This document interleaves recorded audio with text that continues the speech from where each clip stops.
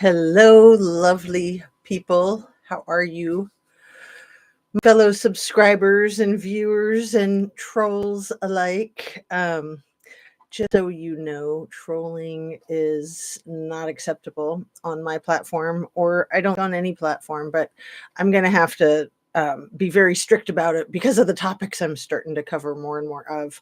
So if you are videotaping Mr. Mark, hello, my man. It's funny, it doesn't say that you're here. You must be a bot. No, there it is. I'm kidding. How are you, sir? So nice to see you. Very, very cool. Wow. So I have not been able to make a live conversational video. You're a ghost. Me too. Me too. Since Friday. And let me just give you a quick update on all that.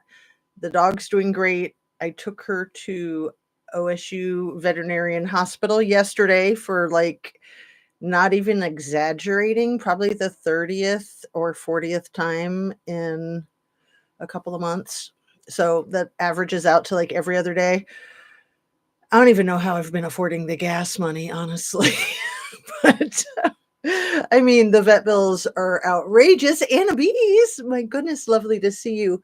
The vet bills are outrageous, but I could just cry how lucky we are. You guys know it was pretty touch and go just last weekend. She got a really bad infection that made her have what looked like baboon booty.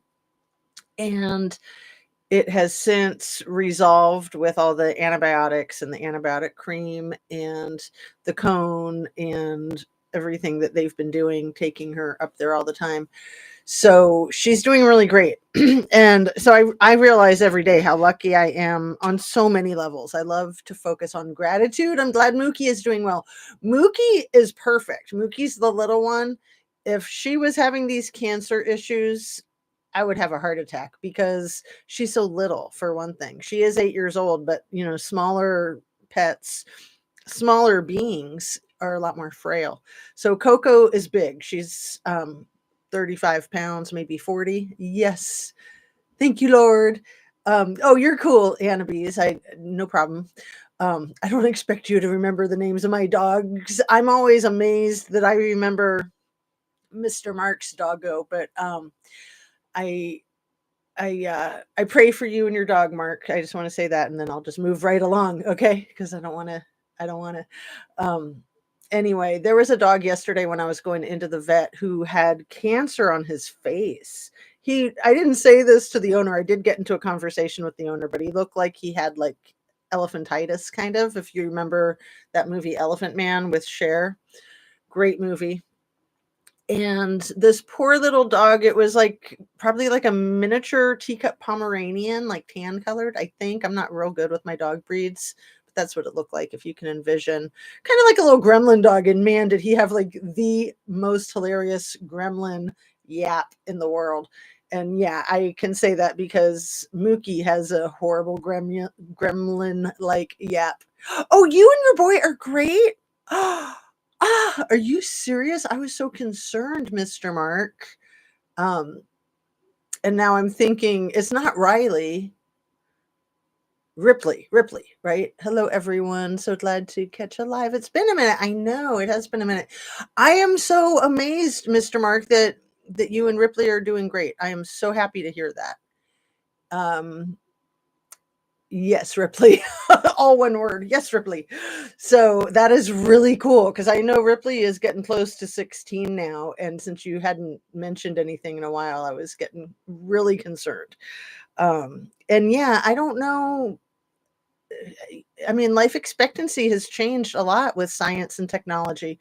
So I want to talk about science and technology that goes hand in hand with all this poop from the White House, from Mr. Presidente, who's not little t, but the big E. I mean, obviously, he's the one in charge. He is the one in charge, unless nobody's in charge. But I think it's the big E, and I think it's the big P, right? Jackie Bushable, everybody's showing up. I love it. So yeah, I did set the video the live. I set it up an hour ago to start, and then I started on time and everything. So let's just get right into it and get rolling. I'm just ever so grateful that Coco is doing well, and thank you for all the support, you guys. Please hit your like button if you don't mind, and make sure that you're still subscribed. If you are subscribed, if you're not, consider just hitting that sub button. It costs nothing. It takes about a second, and there's no commitment. You can unsub anytime you'd like. Share a video of mine with somebody that you think might like my channel, and turn on your notification bell to ring. So the last couple of lives that I've been doing, I've confessed to you guys that I've had this lifelong habit of going from the back to the front when I read a magazine or even a book. So I'm starting to do that now with my videos, because, I have notes and notes and notes, and the more days it's been since my last video, the more notes I have. So I try to date every page so I know where I've left off. And this is a really good little notebook. Does it have butterflies on it or just flowers? Just flowers. It says, be still and know that I'm with you. Isn't that nice? I love things like that. I love I think I thought there was like birds and butterflies, but no, it's just gorgeous flowers and the biblical quote. Psalms are my favorite. Anyway, let's talk about the kids in the hall. That's like one of my favorite comedy troupes. But let me do my thing real quick. Everything I say is simply my opinion for the sake of hoping to start a conversation, open up a discussion, learn something about you, about myself, about the world in general.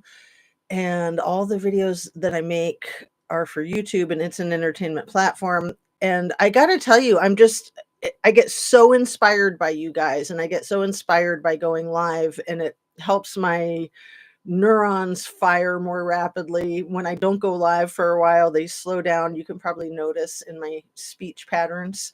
When I'm doing my videos every day, I really have to slow my speech down because it sounds like I'm on double speed when I'm not. So, or maybe I am, but the camera's not. Anyway, and then trying not to say that word, right? The one I just said. The 14th child of the big E, I think, was born over the weekend. I don't know. It's really hard to keep track of all of the lies and smoke and mirrors. But for those who don't know, President Elon has announced via his X or something, his X account, that he has a 14th child now born. Jackie Bush a bull. Woohoo. Love to see you guys, all of you. Thank you so much for being here. Now let me choke on my spit. I'm going to have to get a drink. One sec. And I've got my Peace on Earth mug. I also have water and cough drops in case of an emergency. I'm hoping to be able to stay on for, I don't know, let's say maybe 2 hours. Who knows? That's kind of my max, but I have a lot to cover. And I just really want to get into a conversation with you guys. I want to encourage you to say anything you want, because all of you that are here, well, it says only one is here, but I see like 4 or 5. So I don't know how accurate that thing is either. I trust all of you. So it is hard to trust new people, and all of you guys are old, what do you say? Original gangsters, right? You're all my OGs. So thank you. Oh, it says 14. Oh, see, that's hilarious. Yeah, 14 kids. 14 kids. Yeah. I thought you meant 14 people in the chat, because mine says 3, but it might not update. So I was like, oh, what? We have 14 people? Yeah, 14 kids. But Jackie, a lot of people don't talk about his child that didn't survive, because that's kind of a taboo subject. But I think it's important, because as taboo as it is, nobody really knows what caused this 4-month-old boy to quit breathing. It was SID, sudden infant death. It was his firstborn. And then him and his wife at the time went on to have 5 other little baby boys that are all still living. I believe that all of the children that we know of, so he's fathered 14 that we know of. 13 of which are alive, and then the one that passed away at 4 months old. And that's just unthinkable, isn't it? I mean, unthinkable. And his father, who's a twisted MF, had babies, two babies with his stepdaughter, Errol. That's his father's name. Errol Musk. You can look him up. I don't want to give him too much attention. He really seems like a sick freak who spawned the sick freak of Elon. And then he has a brother who I don't know if I can remember his name because I don't really want to remember his name, but he had a long-term girlfriend that he met through Jeffrey Epstein. Yeah, that guy. So apparently Musk is tight with Epstein and is in those Epstein files. And I can only imagine that Vladimir is as well. Where to even begin? Like, what a freaking cluster. Can we just have a democracy? Do we have to have everybody screwing everybody? Like literally screwing our country? Can they just stop and just go screw themselves and leave us alone, right? There was a great joke that I just wrote down like half an hour ago. America is just like the first lady, hoping Donnie doesn't screw us any more than he already has. I think that was from, was it probably the my top 5 favorites. The guy with the glasses who is one of the funniest, whose sister is a politician. Stephen Colbert, right? Stephen Colbert. Am I getting the name right? There's so many of them that are my favorites, my top 5. I'll list them again. Jimmy Fallon, he's not my top favorite. I'd have to say that maybe Jimmy Kimmel is my top favorite, actually, at the moment. It changes, of course. Seth Meyers, Fallon, the other guy I just mentioned, Stephen Colbert, and then there's Daily Show with Jon Stewart. So those are my top 5, but there's room for more. I also love Sarah Cooper, and yeah, I've got to keep some lightness about all of this heavy, depressing crap, because sometimes it seems like it couldn't get any worse, and then it does. And I have a feeling that with tonight's address from the little T that it's going to get a lot worse. He's going to say a bunch of crazy stuff, because when he opens his mouth, crazy stuff comes out. And I don't know how much of it is planned. I think a lot of it is because of his position. Also, I wonder if he might be wearing one of those little secret AirPods that he accused Kamala of wearing. I'm thinking that a lot of them do. A lot of them in the Oval Office wear those little AirPods, kind of like that movie Roxanne with Steve Martin and Daryl Hannah, right? Because they're just not smart enough to know what to say, or because they're puppets and Putin's the bug in their ear, literally or metaphorically telling them what to say. So like that whole shite show that happened in the Oval Office on Friday with Zelensky and little T, and I want to say the big E, but he wasn't there physically. He was probably the one in Vance's ear. And then the quote unquote reporter, the fake cardboard reporter, who is Marjorie Taylor Greene's boyfriend. She got a divorce 2 or 3 years ago. I know she has 3 kids. She's from Georgia. She doesn't have, I think she has less brain cells than she does kids. No offense. I mean, she's offensive. And this guy who's her boyfriend, I can't imagine likes her brain cells, but who knows? Anyway, let's get back to the topic, is that his name is Brian Glenn.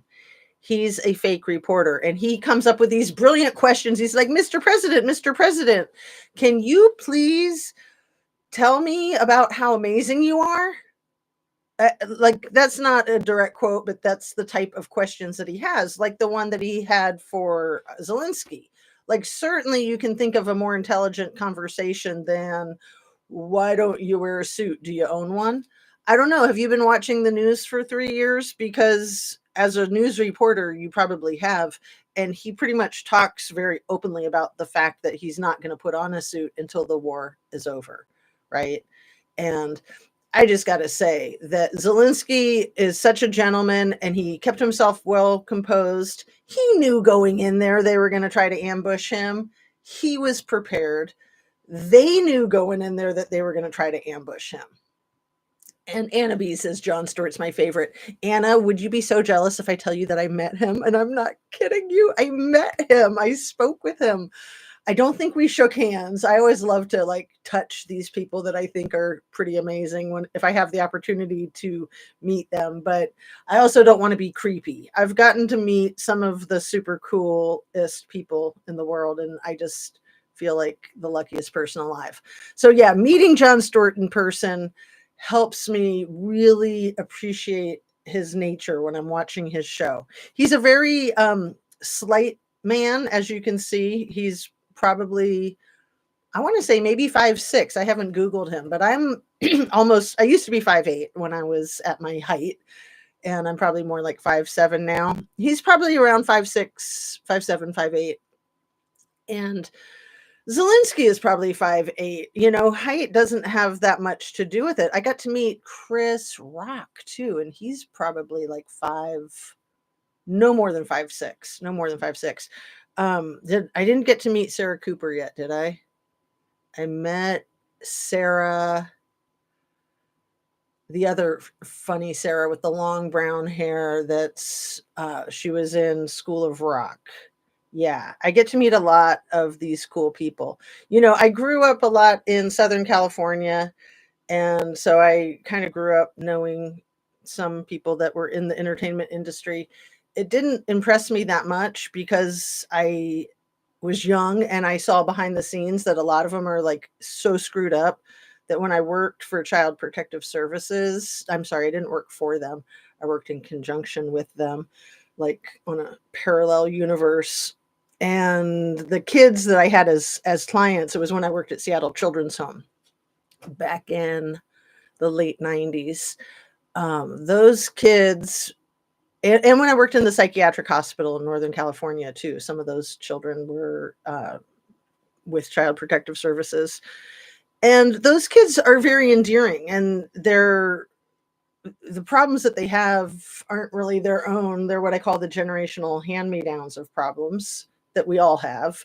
But children from extremely disastrous, dysfunctional families have it the worst. They're up against the odds of not surviving, literally. But honestly, people in the entertainment industry have it even worse than them. And when you look at all of the natural, accidental, self-induced unalivings or homicides, let's just say it, unalivings of all sorts, we see so much of that in Hollywood that we're like immune to it. We're just like, oh, another one bites the dust.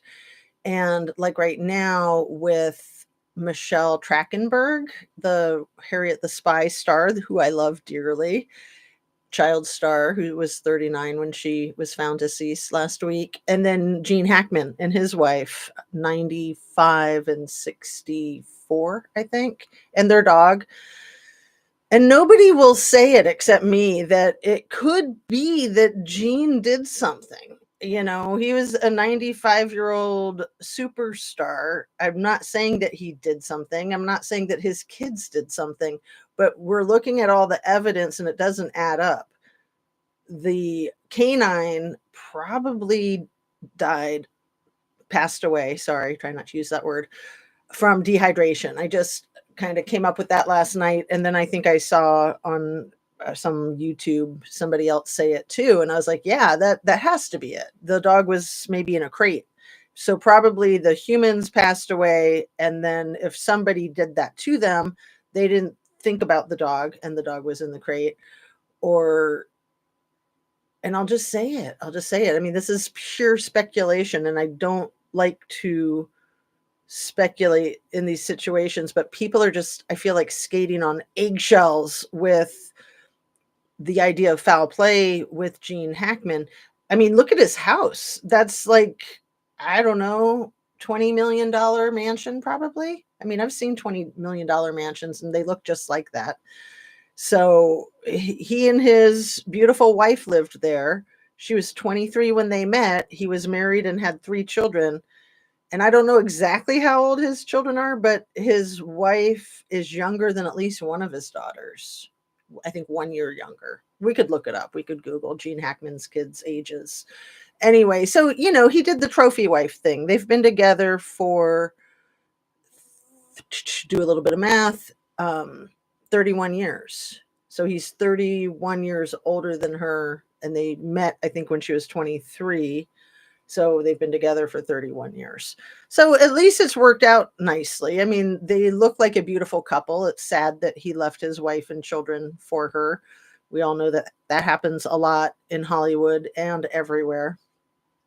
But my point is that the kids might have really resented her. And especially with him being such a wealthy superstar, if and when he passes away at 95, she's going to inherit everything. I don't know that much about that type of law, but I do know a little bit. The spouse is going to inherit everything. The kids can inherit some before the spouse passes away, but if the spouse passes away first, then the kids can basically inherit all of it. I don't know. What I'm saying is that it's plausible that they hired somebody to go in there and do whatever happened. And it's very plausible. To me, it looks like it's staged. They talk about him being in the mudroom with maybe some glasses near his person. And I'm thinking, are they like glasses? They said sunglasses, but maybe it's like a glass like this and it got misinterpreted. I mean, at this early stage in the investigation, there's a lot of mixed messages, like that the doors were all locked, that one of the doors was actually open, not just unlocked but open. And again, the house is huge. Like, how many doors to the outside do they have? Probably a dozen or 2 dozen. I don't know. I mean, when you are extremely wealthy like that, security is a main feature too.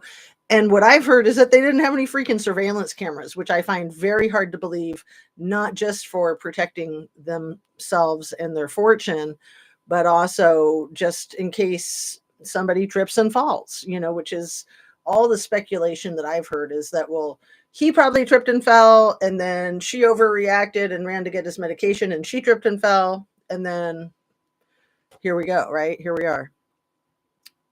I think that it's more likely that the situation was staged either by one of the victims, if it was a domestic violence situation. And again, it feels like it's skating on the verge of disrespect to say that about Gene Hackman when he's deceased. But because he's a rich white guy, nobody's willing to say it. And I'm going to say it because we all know that that's one possibility. We also know that it's a possibility that it was just bad guys, or that they just tripped and fell. Let's just go with that one, right? They just tripped and fell. They could have been struck by alien lasers. Who knows? Seems like the Carolinas might be getting struck by the alien lasers, but let's try to stay a little bit out of the crazy. Zelensky is a class act. I hate that we are here at this time. They ambushed him. Jazz, you are so cool. Oh, Anna Bees, you're the coolest. I met Elvis when I was 5, and I met Bill Paxton in my 20s. I love it. I love it. I drove by Elvis. I was in a car. I wasn't driving. I was 8. I was right by Elvis's mansion in Los Angeles the day that he passed away, and I was devastated. We already knew that he was deceased, and we were just out there on whatever boulevard it was that went by his mansion, and I was just like, I can't believe Elvis is deceased. And Bill Paxton is way cool, and he passed away too, didn't he? And again, like, we look at these things like, oh, well, Elvis was on rugs and then he was found in the bathtub. And Bill Paxton, I can't remember, was it like a heart attack or something? But I feel like we have to review all of these, not to go nuts with conspiracies, but to think about. I mean, look at Elvis's fortune. And then just recently, somebody was trying to steal his fortune. Is that so crazy? Let's see what Bill Paxton. He was a great actor. Absolutely great actor. And why should any of these guys have any money when really all of the money should go to the oligarchs? So yeah, Bill passed away February 25th, 2017. And he was born in 55. So he died 7 years ago. He's 12 years older than me. So he died when he was 62, I think. He had a stroke. He died when he was 61. Okay. So, and he was married at the time. His partner, he'd been married to her for 30 years. Louise Paxton. Prior to Louise Paxton, he was married to Kelly Rowan for 1 year. Isn't she an actress or something? Kelly Rowan. The untold story of their compelling connection. Anyway, I don't want to go down all kinds of rabbit holes, but yeah, who is she married to now? It seems like she's an actress. Oh, maybe. Why does it say this is AI, you guys? This is how stupid AI is. This is why we can't have them running air traffic control or all the other things that they're trying to install. AI says Kelly Rowan has never been married. In 2007, she was engaged to David Thompson, but they broke up before their daughter was born in 2008. But it's really funny because right above that, it says quick facts, spouse, Bill Paxton, 79 to 80, wedding date, October 2nd, 79, Bill Paxton, divorce date, July 22nd, 1980, Bill Paxton. Unless she had the marriage annulled, then that would make sense that AI could actually say that. But I don't know. It doesn't say anything about her marriage being annulled. But that's what happens. I mean, we all see artificial intelligence mistakes all day, every day. We just don't always identify them as such. So, congratulations that you got to meet those two. And I'm not trying to make you jealous, Anna Bees. I'm not trying to one up you, but I did meet, what's his name? The captain from Gilligan's Island when I was 8 years old. I also met Greg Brady when I was 8 years old. I lived right there by Hollywood. So like we would see people like Greg Brady every time we went to the grocery store, but I went and talked to him and he was so cool. I also talked to the captain from Gilligan's Island. He was at the bank. I can't remember if he was just there banking or if he was there to do like meet and greet. I think he was just there banking. And I just walked up to him and said hi. You know, who's not going to say hi to a cute little 3-year-old that admires you? 3-year-old, 8-year-old. See, brain, no worky. I better get rolling with my notes because, okay. Did you see, Anna Bees or anyone else, did you see when the Big E was swinging that crazy ass chainsaw around? At one point, he was doing it near a little tiny toddler girl who was no bigger than his 4-year-old son, who is sometimes called his human shield or his meat protector. Yeah, his meat protector. That's one of the nicknames they've given X. So he was swinging that freaking chainsaw around by a little girl. And there were other people there too. There was like, I don't know if it was probably his little girl. It looked like there was maybe one of his many baby mamas there holding a little baby, not too far from the chainsaw swinging too.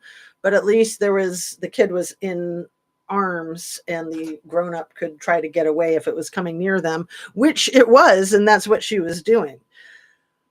What an effing nut job. Could somebody like take the chainsaw away from the crazy man, please? Who's obviously on drugs, obviously thinks he's king of the world. Okay. So, And then nobody wants to mention little e or big E. I like to call Epstein little e and then Elon big E, just so I don't confuse myself or anybody else. Nobody wants to talk about Big E's painful stutter. And I like to call him Big E because it's kind of like that rap star Big E. I just think it's hilarious because I'm sure he thinks he's a rock star. He's got the most painful stutter in the world. And again, normally I wouldn't want to talk about something like that. I wouldn't want to criticize somebody's looks or their stutter or other things that are kind of superficial and maybe one can't control. But him talking reminds me a lot of SF Investigates. Don't you think so, Anna Bees, and anybody else who can hear and type? His stutter is a lot like SF Investigates. And it seems to me that they're stuttering because everything that they're saying is lies, and they're trying to buy a little bit more time to make sure that their lies aren't too inconsistent and obvious. But it is so painful. It takes him so long to get a single word out or a single sentence. He's so stupid.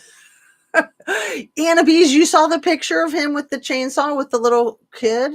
Because I didn't see that until yesterday. Did you see some of the images of him being Little T's shadow at Mar-a-Lago? I think it was on Sunday. Our presidente went to like dance in the middle of the room, maybe like on a low stage, and he was wearing a t-shirt and slacks. He looked like he just came in from golfing, and he's like doing his little like double handy dances, they call it, which is so disgusting but accurate. And all of a sudden, Big E's right behind him with the meat shield, carrying the 4-year-old kid, waving at people.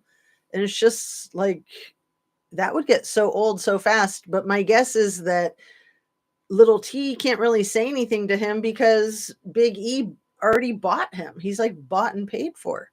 Mr. Mark, call your Congress and Senate. Thank you. Thank you. That is really smart. Yeah.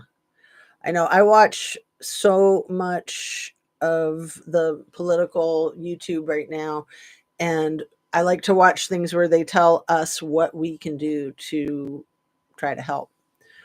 There was one that I was watching last night that the guy said that one of his favorite questions that he gets emailed or sent in is, what can a grandma do to help right now?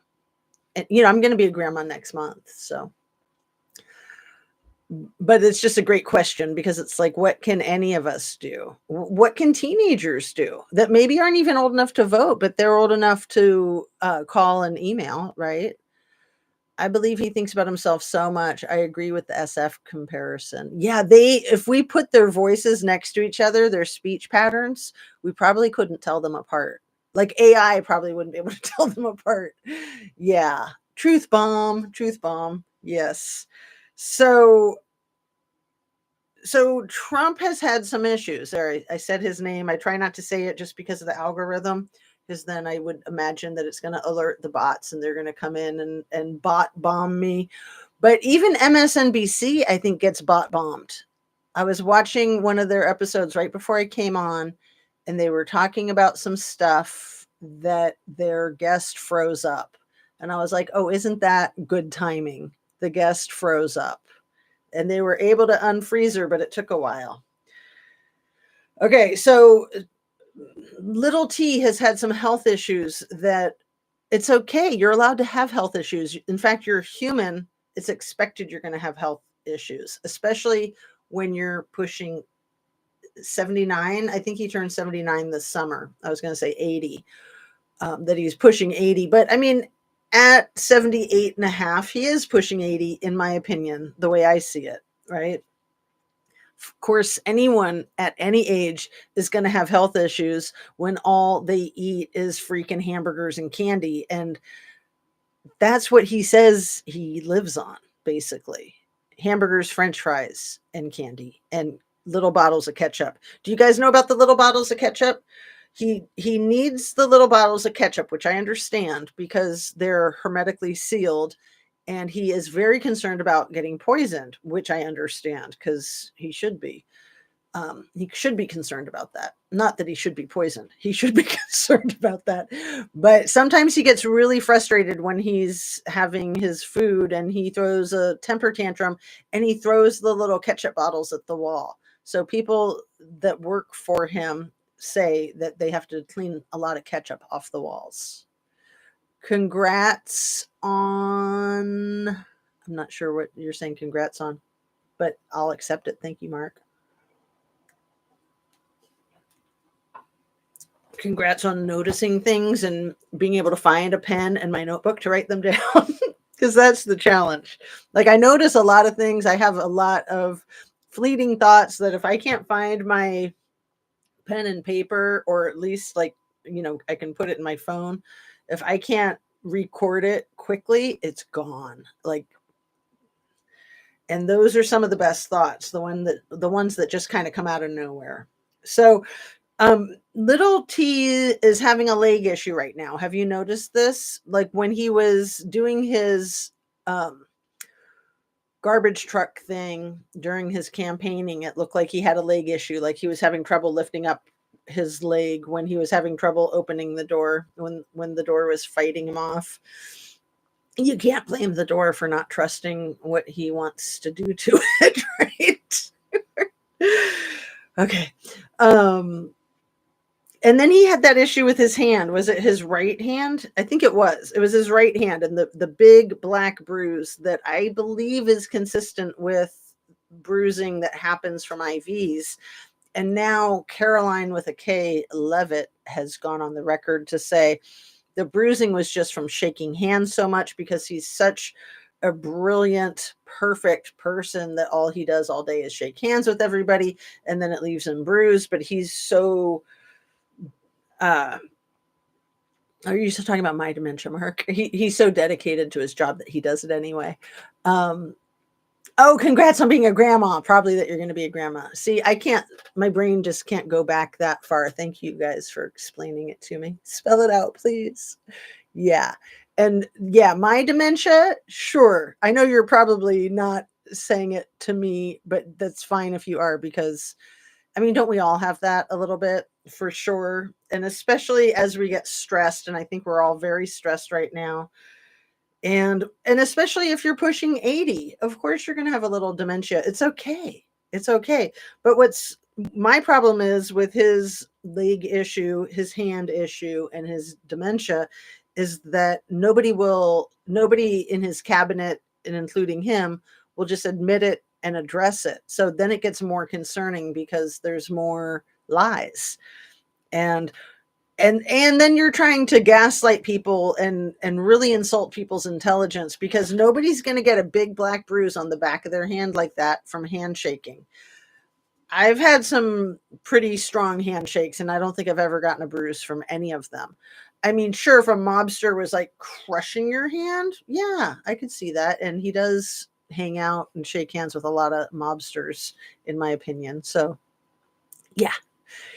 Yeah, I know. It's so exciting. I can't believe there's going to be a little bambino that I get to adore and not slave for, because, being a mom is exhausting. And even as they get big, in some ways it's more exhausting. It's from an IV. Yeah, I agree. I definitely agree. Here, let me put it. I'm sorry if I missed any of your comments, because it's still on top chat. So now I have it on live chat. And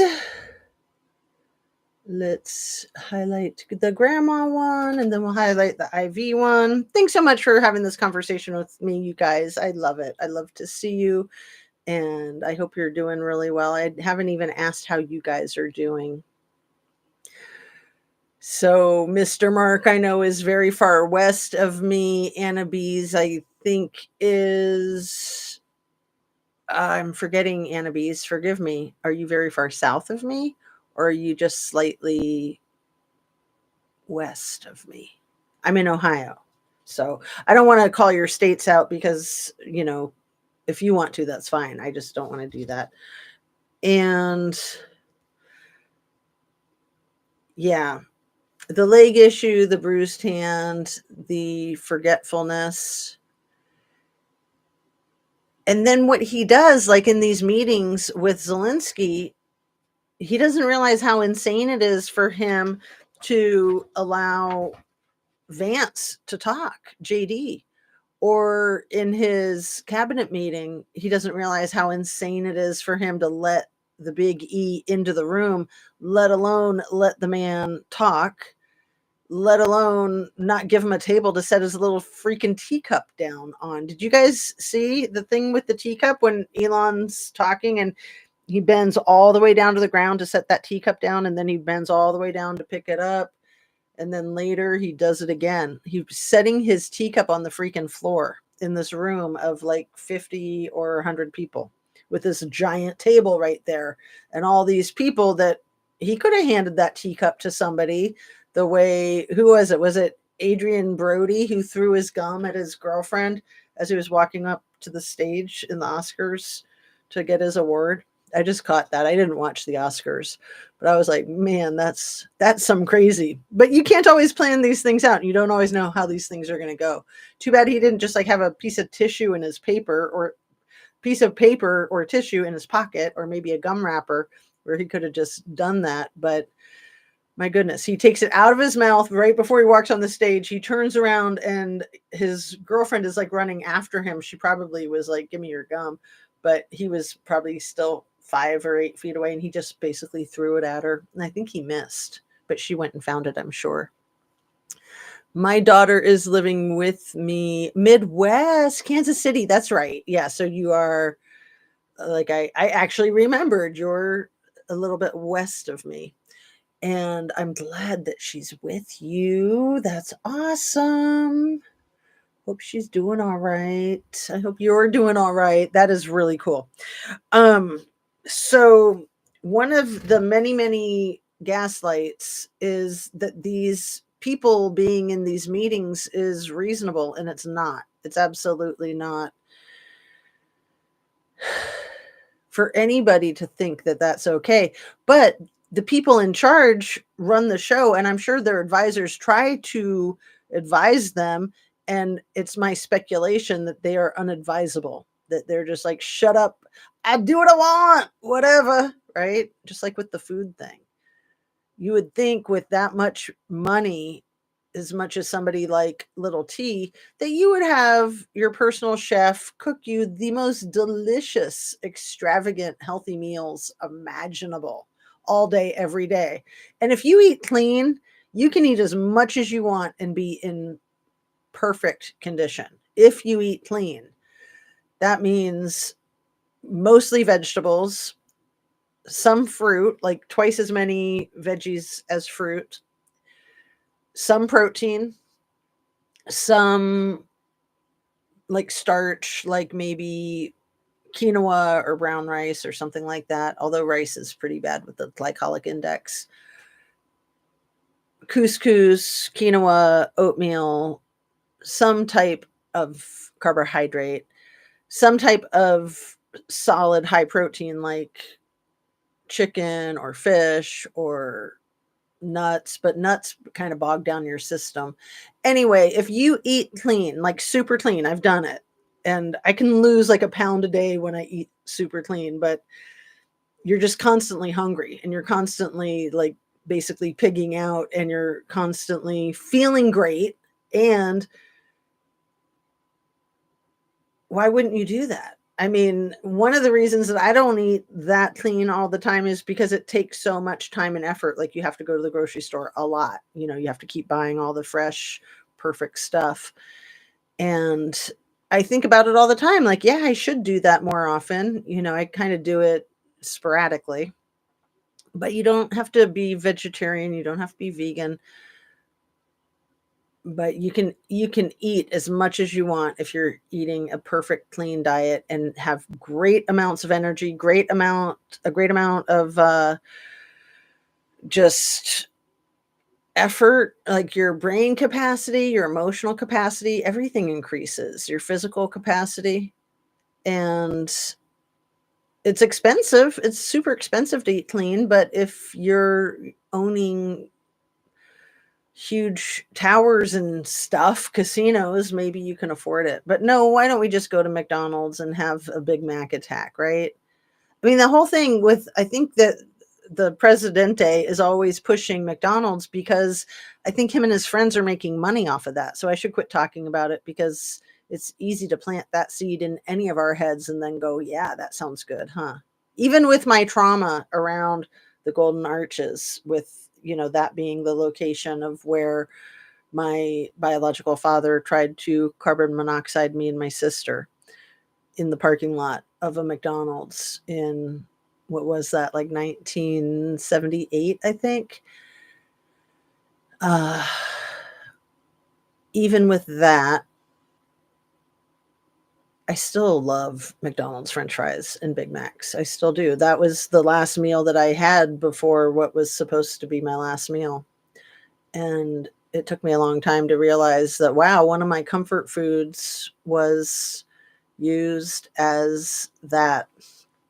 It took me a long time to put all that together. Anyway, I'm going all over the map. You know how I do. Thanks for putting up with me. I've been so tired lately. She's much better. Man, well, yeah, you have had so much emotional draining. I hope that you guys can eat really clean because that'll do you wonders. You can do salads and stir fries at the same meal. It's not too much veggies. It sounds like it, but it doesn't even feel like it. It's delicious. And it's like superfood. You literally feel the effects immediately. I think some of us think that eating clean is going to be like a delayed gratification, and it's not. It's immediate gratification, just like other things that aren't healthy for us that are immediate gratification. I haven't been eating fast food lately. Well, good for you, Annabes. I try not to. I try not to. When I do, I try to stick with like Chipotle or Wendy's chili, things that are high protein and vegetables. But yeah, cooking for yourself is always going to be the best way to control what's in the food. And, you don't want the hidden salt and the hidden sugar.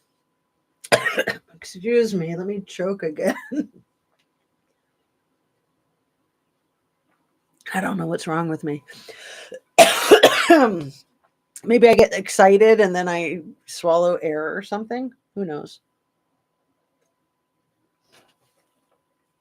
I wanted to talk about those freaking tariffs. Tariffs are, what are they? An act of war. That's what my note says. Tariffs are an act of war. And they just got implemented, I think, at midnight last night or 12:01 this morning for Canada and Mexico. I think that little T wants to usurp Canada and Mexico so that his country can be bigger than Putin's country, because I'm sure that his member is not bigger, and that's what it's all about, right? Like the truck, you got to have a big truck if you have small junk. I should have said trigger warning, trigger alert. So yeah, Anna Bees, I don't know if you're interested or if you've checked out my yoga videos. If you are interested, and if you haven't yet, try always try the most recent one. That's going to be the most up to date with just subtle changes that I've made. And it takes about an hour and 10 minutes. You just need a mat and maybe a canvas strap. I started going over in the beginning your props, like the canvas strap, the yoga blocks, pillows, bolsters. Really, all you need is floor. I mean, you can do it with nothing, with just you. But it is nice to have a mat. It is nice to have a strap. And I really like having the bolsters, the pillows, and the blocks. I love my props. Anyway, it's about an hour and 10 minutes, and I guarantee you that you will feel great while you're doing it. It's not too torturous. I know sometimes yoga can feel a little torturous. You're not supposed to do it so that it hurts. You're supposed to do it mildly. It's a very mild yoga. There are a few parts that are more challenging. And I say, like, this is the challenging part. So it's just a suggestion. You can do whatever you want with that. Like one of them is the bow. The full bow is really hard. The half bow is not that hard. Full bow is extremely hard still, even though I do it every day. It's still hard. And then the shoulder stand can be really hard too if you haven't done that in a while, and the plow. But for the most part, right after the full bow is child's pose. If you're hero's pose. So child's pose and hero's pose are both restorative, relaxing poses, but they can be really hard if you're not flexible and your knees can't handle the compression. They're simple, but they're challenging. So give yourself space to like use extra props or something, like propping up your hiney when you're in the hero's pose. What else did I want to say about that before I move on?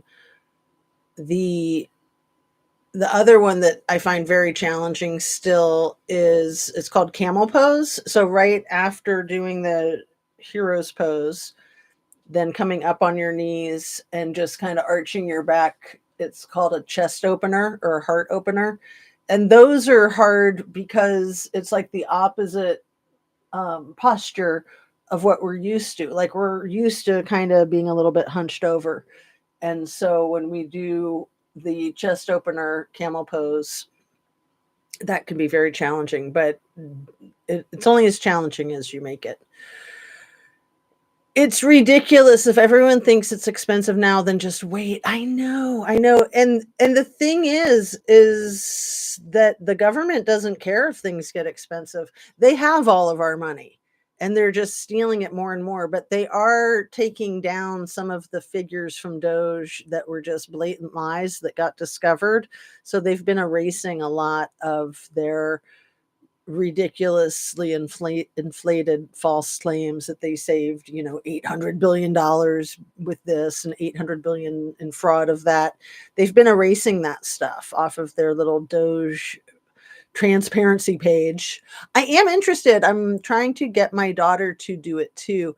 I think you guys would love it. It, like I said, it takes like an hour and 10 minutes, and you just relax and focus and just take care of your body and just being in the moment. It is so meditative, and it starts with a short meditation. It ends with a short meditation, but really every single move is a meditation, and it's really slow. So it's not challenging in the aspect of so much yoga. I find can be really challenging trying to keep up when it's like, do this, do that, do the next thing. It's like each thing that you do, you pause for a good while.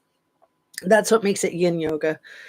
Anyway, I would love it if you're doing it too. I figure that if I just have one person inspired by me, then I've accomplished my goal. So it's been a lot to do all of that on tape. I've been doing my yoga on video now for like a year. I didn't think I ever would, but I love it.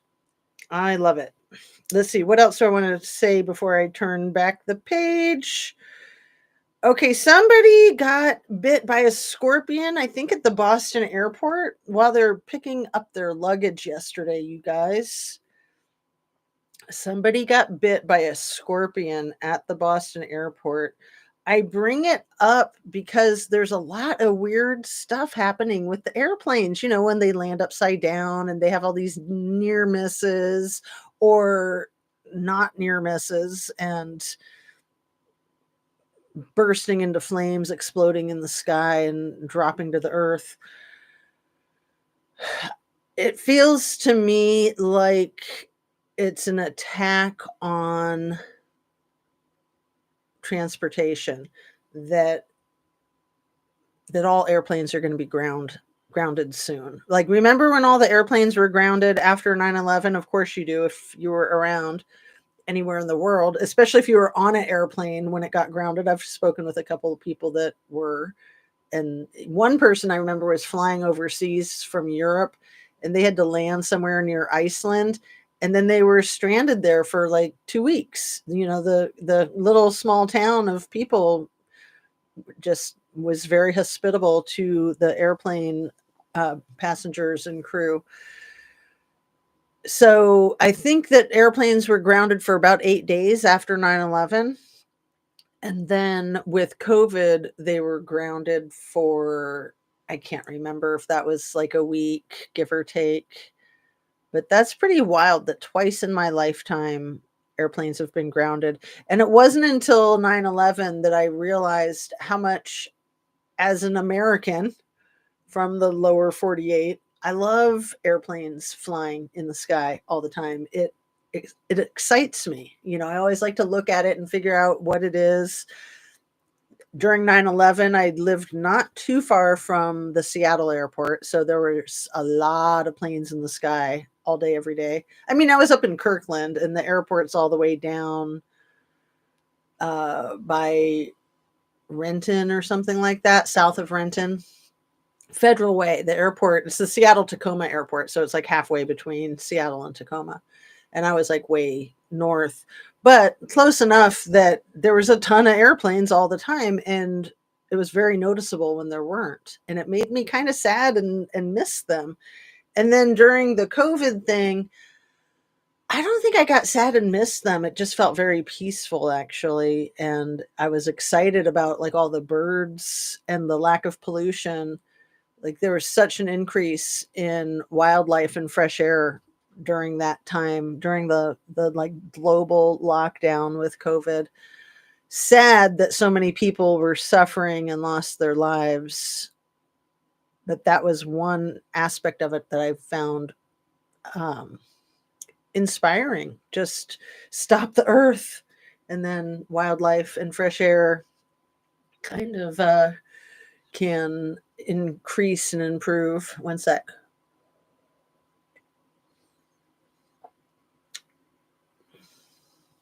Yeah, and I'm always telling my sister to try my yoga with her daughter, who's in her 20s, and her daughter is way into yoga, and she just goes to yoga classes. But the cool thing about doing it at home, I really like doing it at home because it just is more relaxing to me.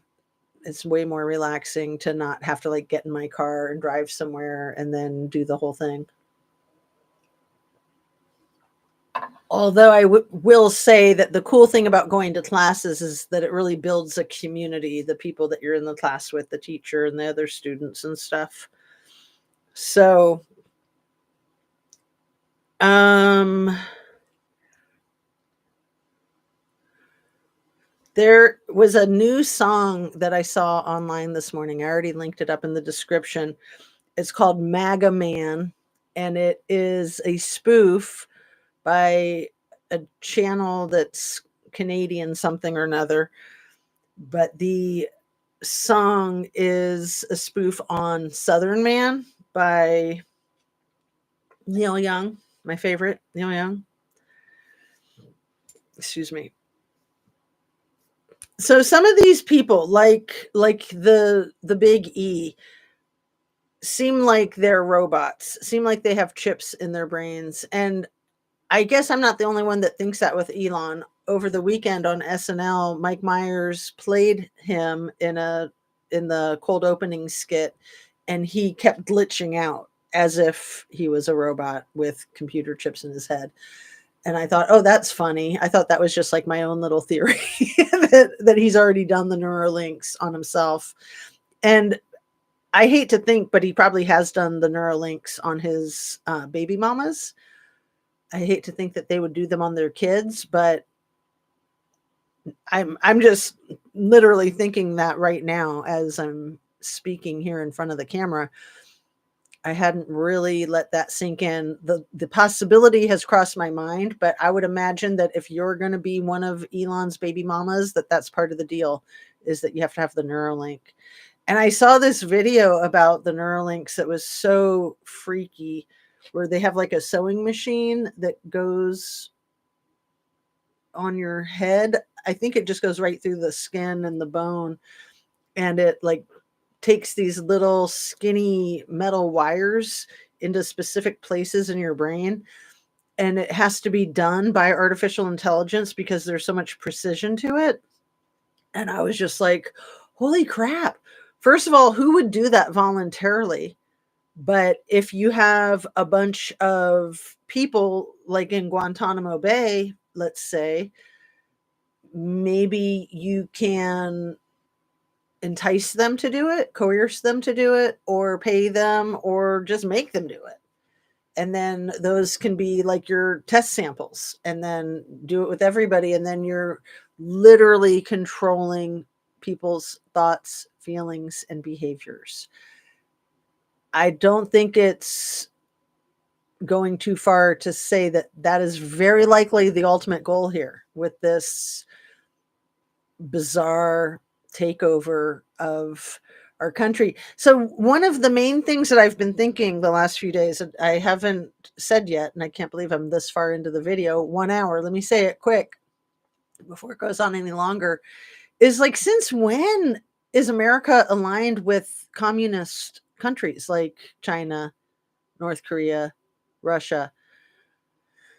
We're not aligned with commies. Like, that's like the biggest sin in the world in our country, in our political system. But that to me is what is going on. And the problem with communist society is that you've got oligarchs, and then you've got a bunch of minions that are disposable. But isn't that exactly what they're headed towards? Isn't that exactly what they want? They don't want workers to have any rights. They don't want workers. They want freaking robots, artificial intelligence. Let's see. Hey, Sudie. Nice to see you, my dear. Thanks for saying hi. I've been listening for about 20 minutes. I have to chime in. Oh no, mommies and Neuralinks. I know. It's crazy. And if I wasn't like up to speed with all of the things that I've been up to speed with, I would think that's just like paranoia crazy talk. That is something to think about. Susie says, I know someone who really wants this for the reason of her depression. I discourage her. Sometimes I joke about it because you know how I am. I pick up my phone, and I do think it's like a placebo effect. It makes my brain work more better. And everybody knows that we can all use our brains working a little bit more better, right? A lot of times I pick it up to Google something, and then whatever it is that I can't think of that I'm trying to Google, it instantly comes to me as soon as I touch my phone. It's hilarious. I don't even have to start typing. But I can understand where Neuralink stuff would be really cool for somebody, say, who's paralyzed from a car accident or polio or something like that. But there's always going to be risks involved. There's always, always, always side effects.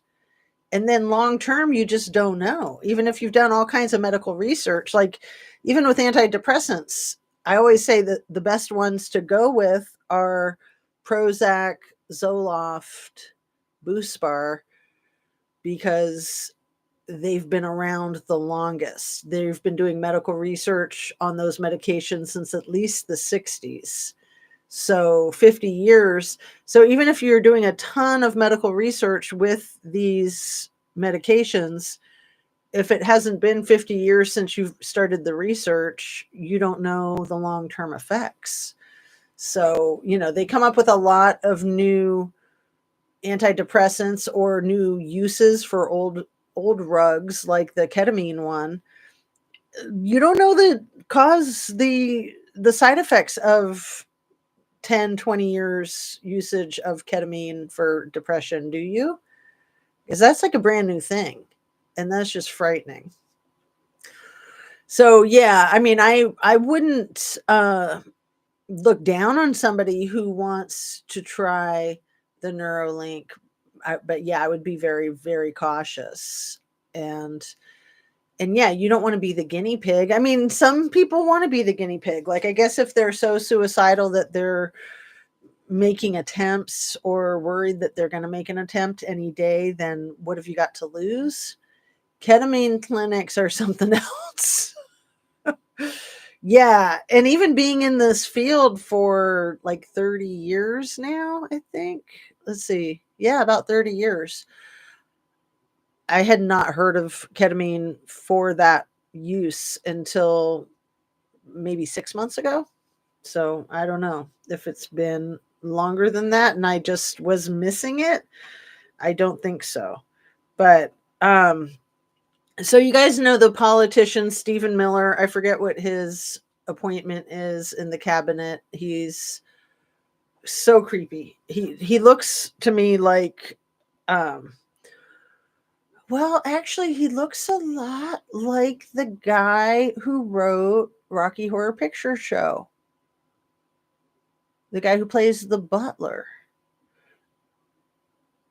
Riff Raff. See, again, I'm like touching my phone and it comes to me. He looks a lot like Riff Raff, but Riff Raff is trying to look like Death Warmed Over.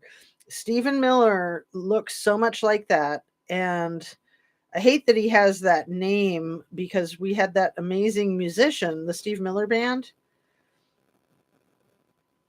And this political advisor, born August 23rd, 1985. He's almost 20 years younger than me. That's hilarious. Like funny, not funny. And he's so ugly. He was a speechwriter for Rump. He's got 3 kids. He went to Duke University. And he is the director of speech writing. That's his, no, senior advisor to the president. Okay. He used to be the director of speech writing until 2021, until the day that Biden was inaugurated. And then, wait a second, he was senior advisor to the president. Okay, so now he was senior advisor to the president and the director of speech writing in the first term. And so now in the second term, he's the chief of staff for policy. And he is so frightening looking. Let's see if I can get you a nice, good picture of him looking like Riff Raff from...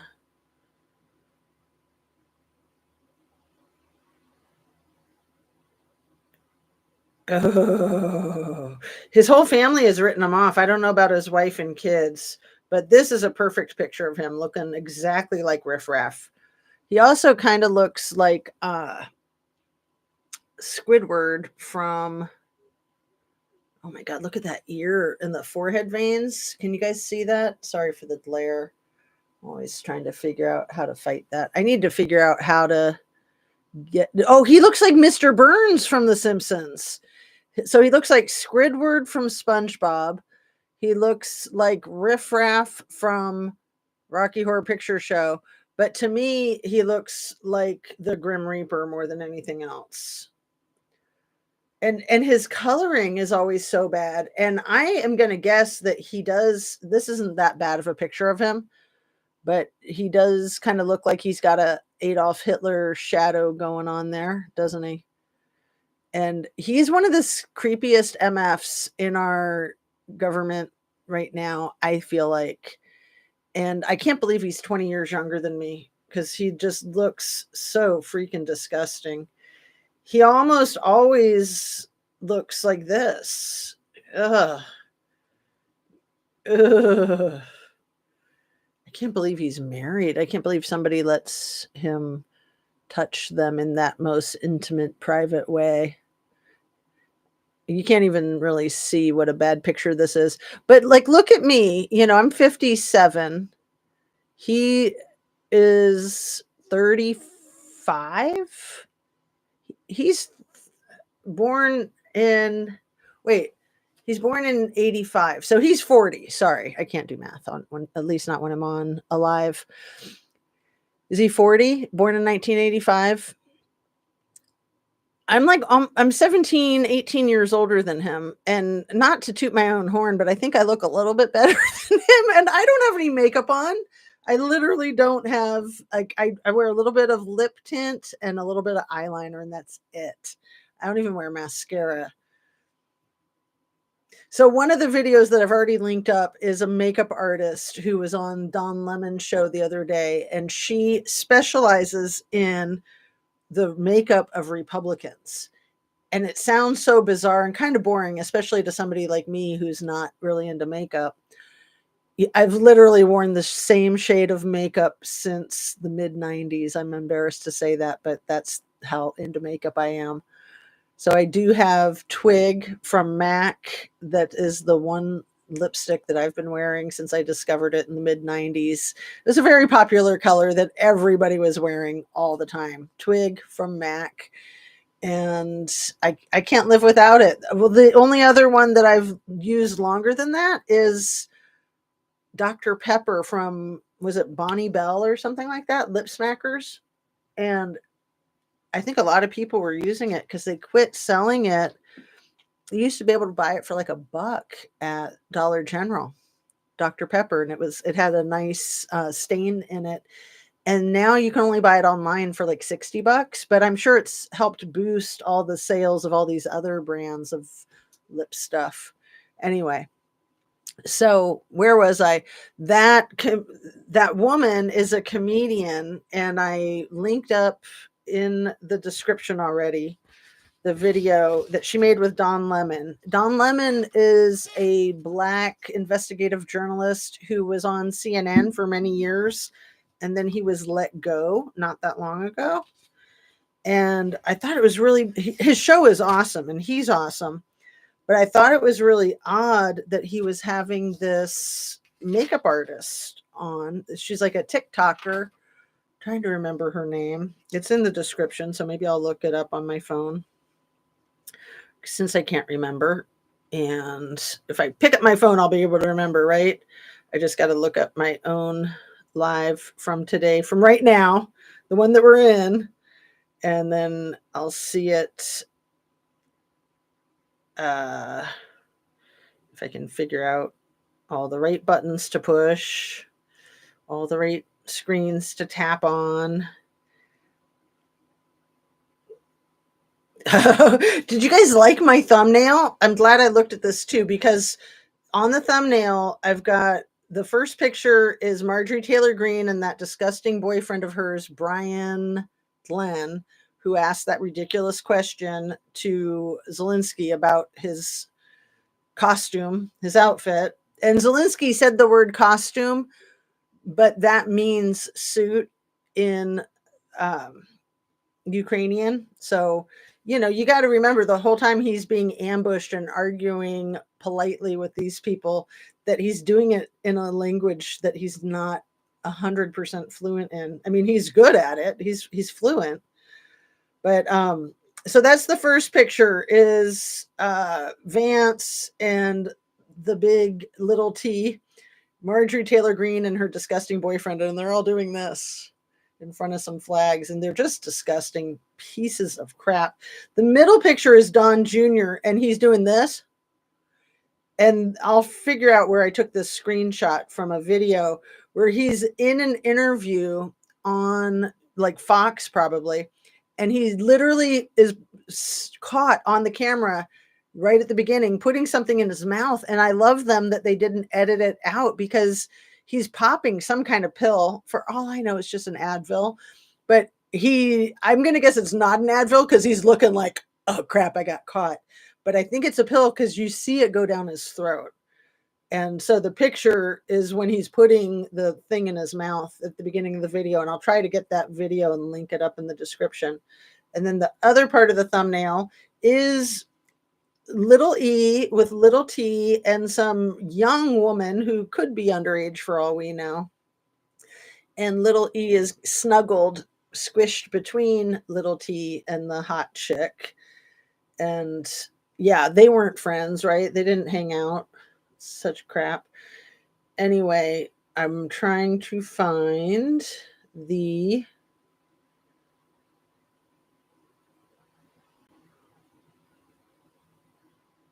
Don Lemon guest. Dang it.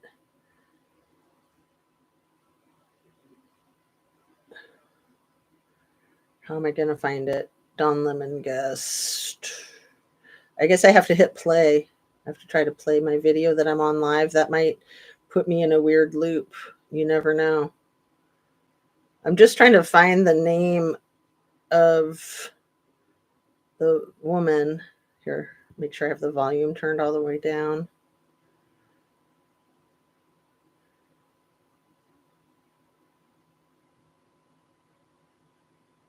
MAGA girl makeup.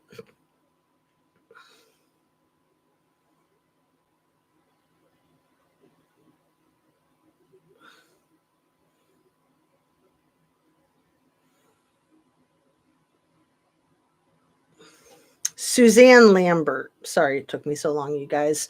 So if you've heard of Suzanne Lambert, she's adorable. She lives in Washington, D.C. She's a comedian, and she started like a TikTok channel where she was all over the map with like probably yoga and makeup and cooking and lifestyle stuff and everything else under the sun, kind of like somebody I might know. And then she started doing this MAGA makeup thing, and it's freaking hilarious. And I was only watching it because I have been really into Don Lemon lately. And I was just like, what is this?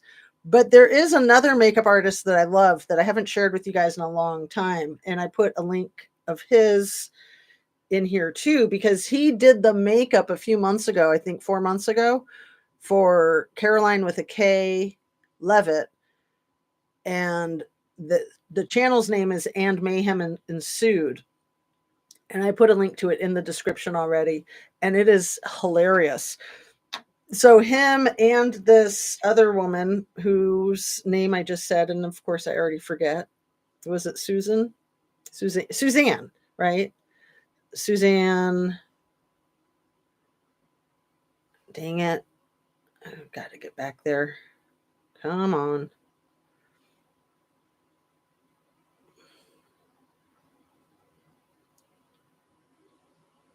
Sorry. Suzanne.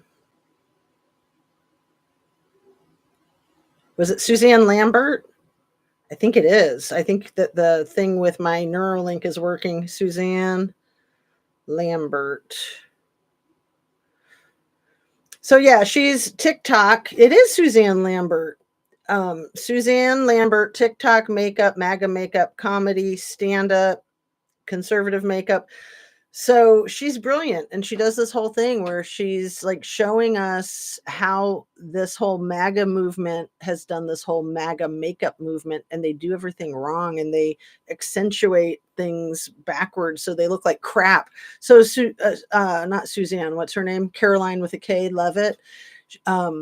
She talks some about her, but then And Mayhem Ensued did a breakdown of Suzanne Levitt's makeup, I think 4 months ago, and it's just unreal. Oh, and he says, and I think he's right, like one of the reasons that she looks so weird is that she probably has a lot of facial hair and she's like covering it up with like putty. Like seriously, I'm sure there's makeup special for that. And she looks so flat, like she kind of looks like a moon face. And she's a pretty young woman, don't get me wrong, but I've said it before, she would look a lot better without all that crap, and if she wouldn't do her hair so stupid.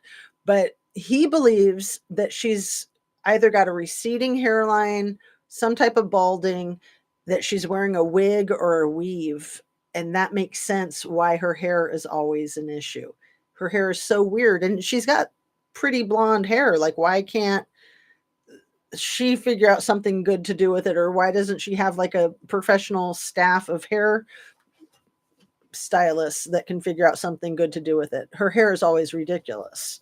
But you got to love the magic of the internet. And the problem with the way our government is going, all of this stuff is going to be censored, including me, including somebody like And Mayhem Ensued, because not only is he like a trans type of person, but also he's making fun of all of the people from the Republican Party that do hideous things with their makeup, like Little D himself, like hideous things with their makeup. But that's what Suzanne Lambert is talking about too. So let's see. Let's go back. The weird cat stories. Do you remember that talking point that the Republicans had about how absurd the pronoun thing was, and allowing kids to identify as trans, and that they were going off the deep end with kids identifying as cats, and then teachers having to set up cat boxes in the back corner of the classroom. Totally fake. I don't think this happened anywhere. I don't think it even happened where the Haitians weren't eating the felines and the canines, but that was like such a weird talking point that they kept bringing that up, and it's just like crazy. These people are freaking crazy. We haven't heard the story about Timmy going to school as a boy and coming home as a girl, little Timmy. We haven't heard the story about the old lady going to the grocery store to buy 3 apples, and then it cost too much at the register, so she took 1 apple back to the refrigerator at the back of the store where she got it from, and then bought her 2 apples. How many times did we hear that story? That was obviously a fake story. Like, you don't keep your apples in a refrigerator at the back of the store. You don't keep your apples in a refrigerator at the front of the store.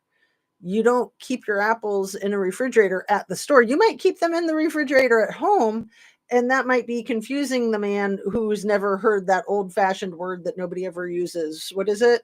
Groceries? Groceries? OMG. Let's see. Fred Field. Hello, hello. I was wondering if you'd be making it. So young, isn't he? Suzanne Lambert. B, you know Suzanne Lambert? You like her work? Neuralink's working for me. I feel like I have a Neuralink with this. Like, seriously. I was very against smartphones, but I've warmed up to them a great deal. And now they're saying that smartphones are going to be obsolete because of the Neuralinks. And I don't want to say goodbye to my smartphone. It's like my best friend. I'll have to like buy a robot to replace it, right? All right. So Saturday was the 1st of March. Here today, Tuesday, we're at the 4th of March already. I can't believe I haven't made a video with you guys since Friday.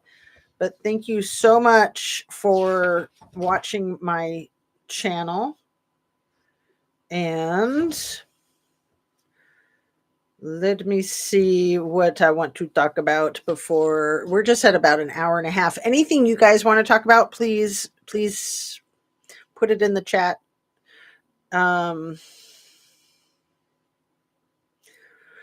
So I really wanted to talk more about when the Trumpster fire, and I can't believe that it took me so long to coin that nickname for the Trumpster fire, when he was chastising Zelensky. And I wanted to use my phone to break down a segment of the chastising. Do you guys mind? I hope you don't. Let's see. And I put that in my... I put the link to the part that I want to break down in my description so that I could go right to it. So I wouldn't forget, right? That was the plan anyway.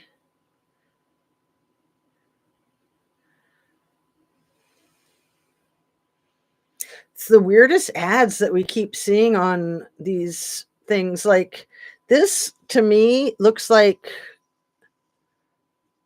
I'm just going to skip it. It looks like Gaza Strip video game. Okay.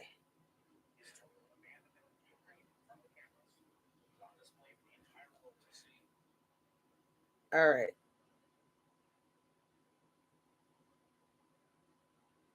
Here we go. Sorry, I'm not frozen. I'm just freezing up because I'm just trying to sync this up.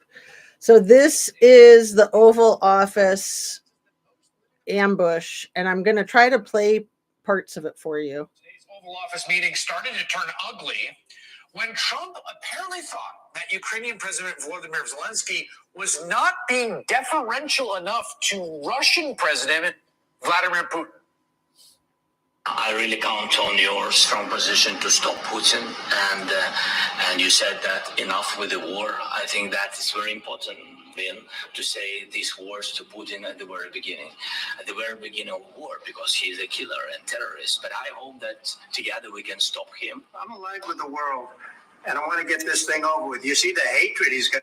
I'm all right with the world, and I want to get this thing over with. You see the hatred that he has for the man who invaded his country and killed all of his people, literally raping the women and children. There's children that have been kidnapped from Ukraine that are in Russia, a lot of them. For Putin, it's very tough for me to make a deal with that kind of hate. He's got tremendous hatred. It only got worse from there as Trump. Tremendous hatred. Imagine that. So this is MSNBC. I'm just going to play a segment. So fair use, it should be fine. And his vice president lashed out against Zelensky in the Oval Office. We're going to play all 7 minutes of that exchange. It happened earlier today. A lot of people at work, and you've probably seen clips. But the context here is important. Everyone should see how the president and vice president of the United States conducted themselves on the world stage. He broke this ceasefire. He killed our people, and he didn't exchange prisoners. We signed the exchange of prisoners, but he didn't do it. He didn't do it. What kind of diplomacy, JD, you are speaking about? What do you mean? I'm talking about the kind of diplomacy that's going to end the Okay, destruction. let me just say right here, this whole thing, and he's holding his hand like this, JD is, this whole thing was staged, and you can tell it's staged, like they're reciting lines even, in my opinion. But the body movements are so unauthentic, unorganic. Yeah, but Mr. President, with respect, I think it's disrespectful. That Mr. President, with respect, that's what you call a bad actor. He memorized the script. Maybe there's a bug in his ear reminding him of his lines, but it doesn't even sound genuine. Mr. President, with respect. You to come into the Oval Office and try to litigate this in front of the American media. Right now, you guys are going around and forcing conscripts to the front lines because you haven't. These big words, litigating, forcing conscripts to the front lines. Like, excuse me, we're not in a war. Is this a war? I guess it is. Power problems. You should be thanking the president for trying to bring an end to this conflict. Have you ever been to Ukraine? Did you say what problems we have? This is the best part, in my opinion. So much like any domestic violence abuser, you need to jump when I say jump. When I say jump, you need to ask how high, what time. You're not saying thank you enough. He actually said thank you in this meeting at least once that I caught. And I know other people have caught it too. I'm glad other people have caught it because I have trouble keeping up with all this crap. Like, there we go. Grab that. But let's see. When he says this thing that he's about to say. I've actually watched and seen. He tries to say that he's been to Ukraine, and then he admits that he's only been to Ukraine in his imagination on the X platform, probably. I've actually watched the reels. I know what happens is you bring people, you bring them on a propaganda tour, Mr. President. Do you disagree that you've had problems bringing people into your military? And do you think that it's respectful to come to the Oval Office of the United States? Do you think it's respectful? Is he being respectful? I don't think he's being respectful. It's like he's scolding a puppy who peed on his floor. United States of America and attack the administration that is trying to prevent the destruction. He's not attacking anybody. He's having a diplomatic conversation about some tough issues. But I think this whole thing was a setup. This was exactly how it went exactly as planned so that they could pull the crap that they're pulling now. A lot of questions. Let's start from the beginning. Sure. First of all, during the war, everybody has problems. Even you, but you have nice ocean and don't feel now, but you will feel it in the future. Okay, this, you started to hear Trump almost talk. He's about to lose it. He goes sideways. He starts spinning out of control. And I've heard that he actually relieved himself in his pants at one point in this conversation. I don't know that that's true. I haven't been able to cross-reference it yet. But if he did, this is probably where it happened. He loses his crap. God bless. You don't know that. God bless. God bless. You will not have war. Don't tell us what we're going to feel. We're trying to solve a problem. Don't tell us what we're going to feel. I'm not telling you. Because you're in no position to dictate that. Remember this. He's not dictating anything. And B, I'm fine with you having your opinion, and I appreciate you sharing it. He was out of line, though. Neither of the parties were in alignment. I 100,000% disagree with you. He was not out of line. They were out of line. He was on their territory. He's in a very vulnerable position. If he had not stood up for himself and his country, it's not just his country that would be screwed right now. It would be the whole world, because Russia would have us all like putty in their freaking hand, which they kind of almost do already. We're in no position to dictate what we're going to feel. We're going to feel very... See, this is where he loses it, because he didn't dictate to anybody how they were going to feel. He's stating the obvious, what I just said, that if Russia gets what they want, nobody is safe. That's what he's tried to say. And Trump lost his shit. He went sideways. He completely attacks him. And this is not diplomacy. This is bullying. This is straight up abuse. We're going to feel very good and very strong. You will feel influenced. We're going to feel very good and very strong. No, they wouldn't. Putin is down for the survival of all mankind. Z wants no peace. Okay, you're gone, B. Holy crap. I want to leave that there because you're... I'm just taking you out. Oh my God.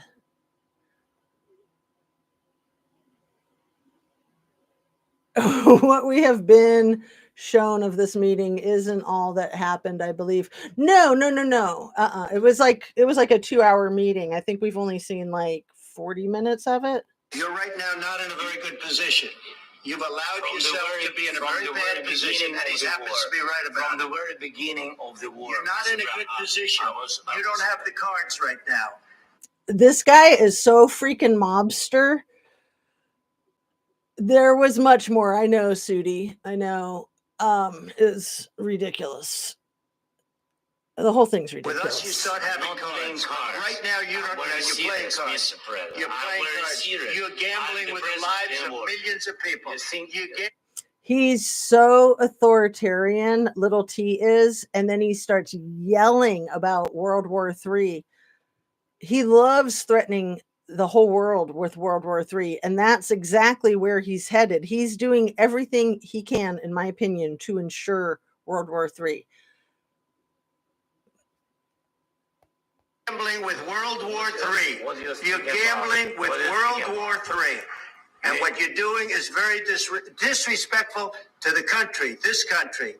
That's back to you. Far more than a lot of people said they should have. Have you said thank you? Okay, Trump is always lying about how much money the U.S. has helped Ukraine with. Helping Ukraine is helping your own country, because if Ukraine goes down, every other country will go down one at a time, and Russia will be the world leader. Like, the whole world will just be Russia. And then he's little T is trying to extort money from Zelensky for all of the money that has already been gifted. So now he's like trying to pretend that it's all loans or something. Like, that's so shady. Once this entire meeting? No, in this entire meeting, have you said thank you? You went to Pennsylvania and...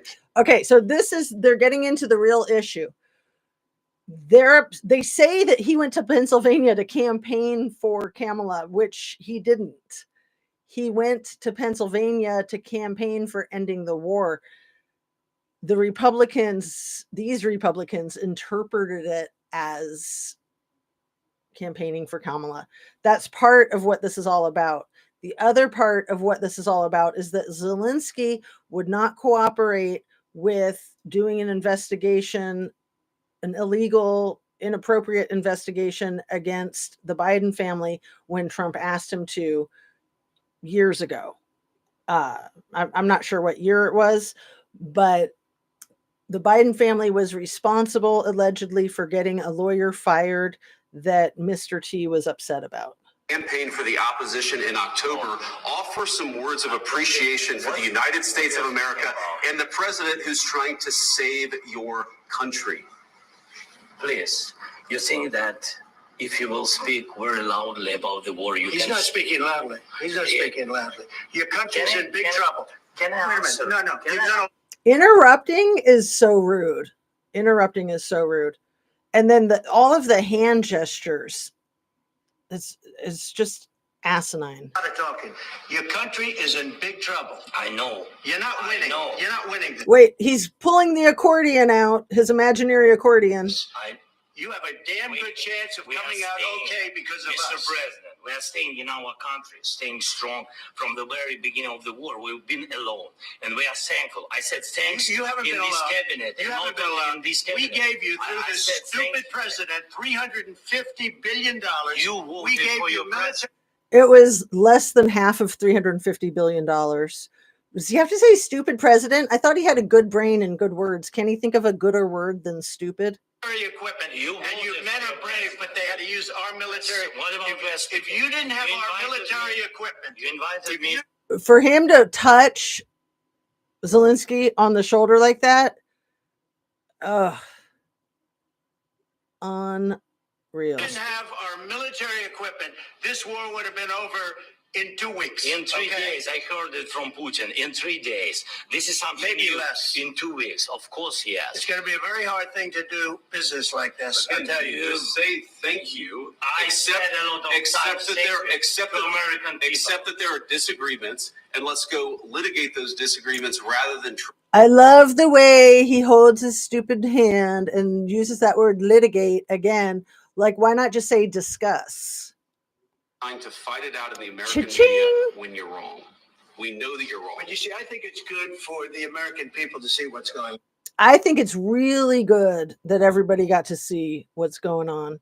It's crazy to me that people want to side with Vladimir Putin. He's the scum of the universe. I think it's very important. That's why I kept this going so long. Oh, You have to be wait. thankful. He looks to me like he's grabbing some cha-chas. He's got his hands like this. It's like it's a different maneuver than the usual accordion. It's like the cha-cha accordion. I don't have the cards. You're buried there. Your people are dying. You're running low on soldiers. Listen, you're running low on soldiers. It would be a damn good thing. And then you tell us, I don't want a ceasefire. I don't want a ceasefire. I want to go, and I wanted this. Look, if you could get a ceasefire right now, I tell you, you take it so the bullets stop flying and your men stop getting killed. Thanks for coming, Anna Bees. Love to you and your daughter. I hope you have a great day. I want to stop the war, But you're saying you don't want a ceasefire. But I said to you, I want a ceasefire. with guarantees. Because you'll get a ceasefire faster than an agreement. Ask our people about ceasefire, what they think. That wasn't Doesn't with matter me. for you what That wasn't with me. It That was wasn't with you. a guy named Biden who was not a smart person. This That is was your- with, this that is was with your Obama. president. Wait, was Biden a low IQ person? Is the high IQ person saying that Biden is a low IQ person? It was your president. Excuse me. That was with Obama, who gave you sheets, and I gave you javelins. Yes. I gave you the javelins to take out all those tanks. Obama gave you sheets. In fact, the statement is Obama gave sheets and Trump gave javelins. You got to be more thankful. Is that the statement or the meme? I mean, when has there ever been a world leader trying to rule by meme, by post, by social media? It's a freaking joke. Because let me tell you, you don't have the cards. With us, you have the cards. But without us, you don't have any cards. Mobster. Mobster. I'm sorry. It's going to be a tough deal to make because the attitudes have to change. What if Russia breaks ceasefire? What if Russia breaks peace talks? What do you do then? I understand that. Okay, this to me is about the absolute worst part of the toddler's meltdown. This reporter is asking him a very reasonable question, not asking Zelensky about his outfit. She's asking a very reasonable question. conversation right What are you saying? She's asking, what if Russia breaks the ceasefire? What if Russia breaks the ceasefire, which obviously we know they will? And then Mr. Little T explodes with, what if a bomb dropped on your head right now? Which is a little ironic considering that the guy sitting next to him has been dealing with that for 3 years solid every day. What if anything? What if a bomb drops on your head right now? Okay? What if they broke it? I don't know. They broke it with Biden because. What if anything? What if they broke it? OMG. MF. Biden, they didn't respect him. They didn't respect Obama. They respect me. They respect me. Let me tell you, Putin went through a hell of a lot with. Because I'm the mob boss, and me and Putin, we go back a long time like this. Have you heard of the P tapes that don't exist? He went through a phony witch hunt where they used him and Russia. Russia. You ever hear? Wait a second. Isn't that Marsha, Marsha, Marsha? Russia? He didn't just say that. I haven't heard anybody break it down with the Marsha, Marsha, but that's exactly. Don't you agree, you guys? That was a phony Hunter Biden, Joe Biden scam. Hillary Clinton, Shifty Adam Schiff. It was a Democrat scam. And he had to go through that. And he did go through it. We didn't end up in a war. Poor Putin. And he went through it. He was accused of all that stuff. He had nothing to do with it. It came out of Hunter Biden's bathroom. It came out of Hunter Biden's bedroom. It was disgusting. And then they said, oh, the laptop from hell was made by Russia. The 51 agents. The whole thing was a scam. And he had to put up with that. He was being accused of all that stuff. All I can say is this.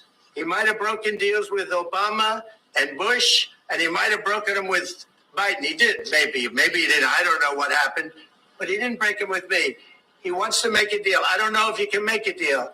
The problem is I've empowered you to be a tough guy. And I don't think you'd be a tough guy without the United States. And your people are very brave.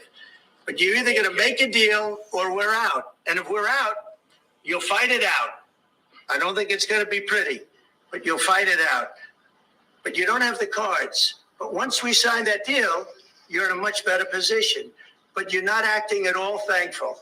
And that's not a nice thing. I'll be honest. That's not a nice thing. I'll be honest. It's like, dude, shouldn't you be honest all the time? Like, shouldn't that be a given? Not a nice thing. Such a freaking baby. A nice thing. All right. I think we've seen enough. What do you think? Yeah? Okay. This is where he speaks the absolute truth. Let me see if I can skip this ad where he says, oh, this will make for great TV. This whole thing was a photo op. This whole thing was propaganda. It was all staged and scripted. Let's see what else the guy on MSNBC has to say. Is that Chris Hansen? I think he's pretty good. Let's see.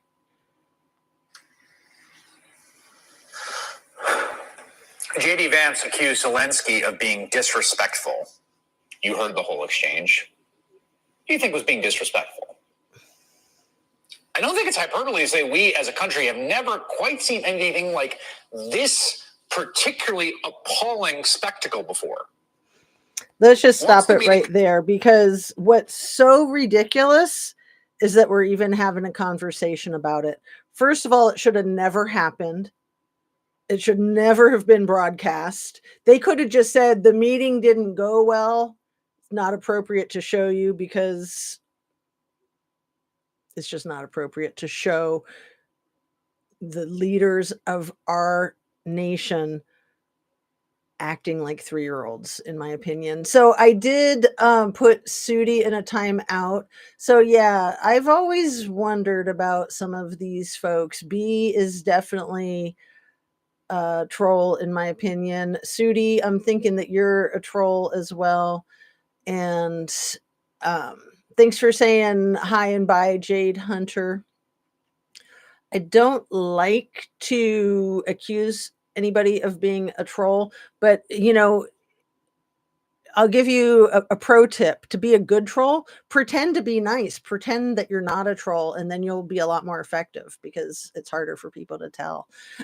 So when it's so obvious, you're kind of just like, why are you wasting your time here on my little tiny channel? I have like 5 people in my chat. I get like 100 views. Like, why do you care what I'm talking about? And at the same time, I appreciate that you care what I'm talking about, but how do you have time for the crap? I certainly don't feel like I have time for the crap. There's so much stuff that I want to talk about that I still haven't gotten to, and it's coming up on an hour and 45 minutes. So let's see. What else? The love and the hate, there's such a fine line between love and hate. So, when Trump says about Zelensky that, he's got such hate for Putin, it's like, of course he has hate for the leader of the country that's been bombing his country every day for 3 days straight. That's over 1,000 days, you guys. How do you not have hate for somebody like that? But it seems to me abundantly clear that little T loves Putin, just loves him. Absolutely. So Ivana's father was, when Ivana was married to little T for 27, 28 years, her father was an agent for what is the equivalent of the KGB. And that in and of itself, being married to a child of somebody who's an agent for something like the KGB, that would disqualify most people, anybody really, from even being a candidate for the president of this country. So somehow little T has skated around that.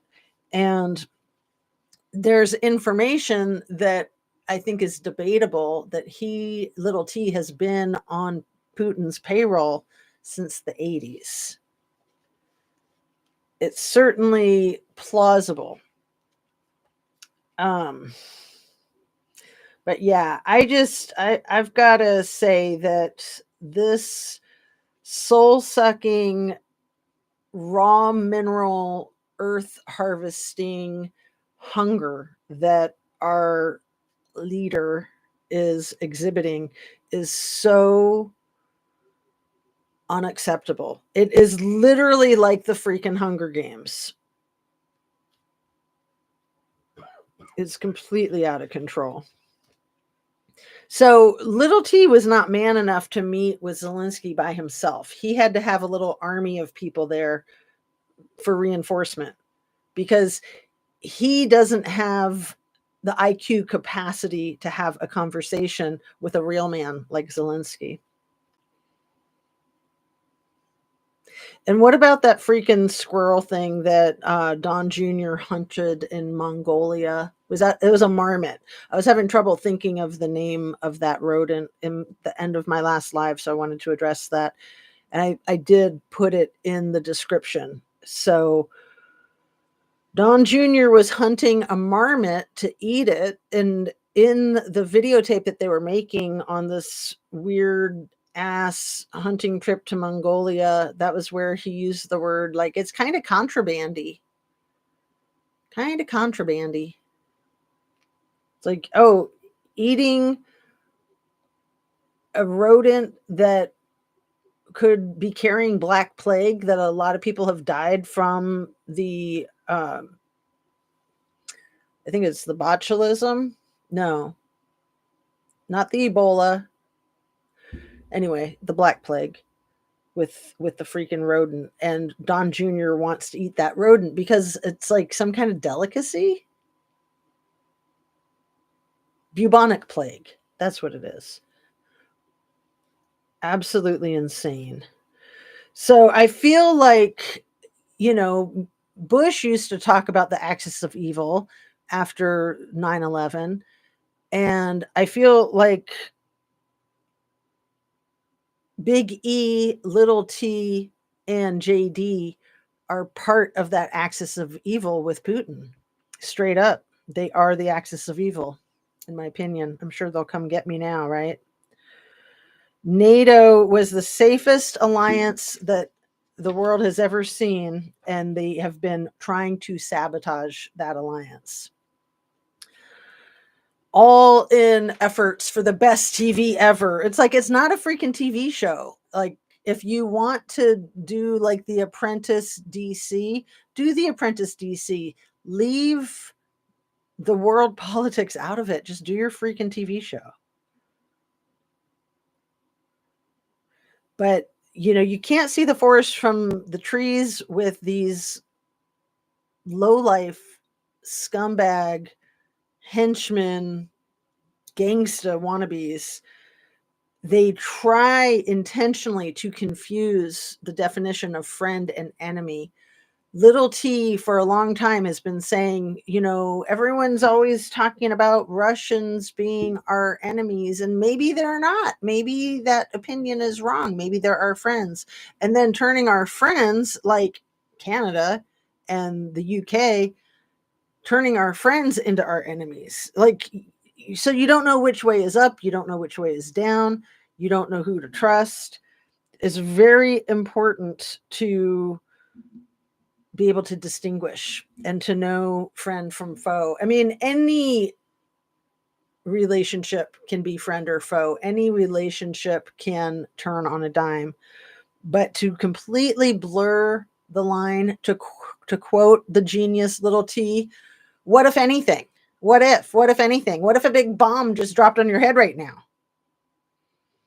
What if the planes were landing upside down? What if the planes were falling out of the sky and catching fire? Oh, wait, they are?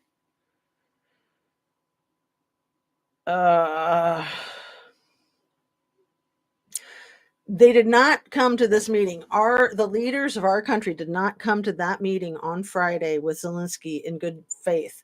So when you try to have a diplomatic discussion and you're trying to mediate with something like war, both parties need to come in good faith, or there's literally no reason to have the meeting. Oh, except TV, right? I think that's about it. Although I do keep wondering why the felines keep coming up in this Republican campaign of propaganda. Why the cat box thing that in the back of the classroom, you know, these teachers have to have cat boxes in the backs of the classrooms for the kids that don't want to identify as humanoid, but they want to identify as feline. No.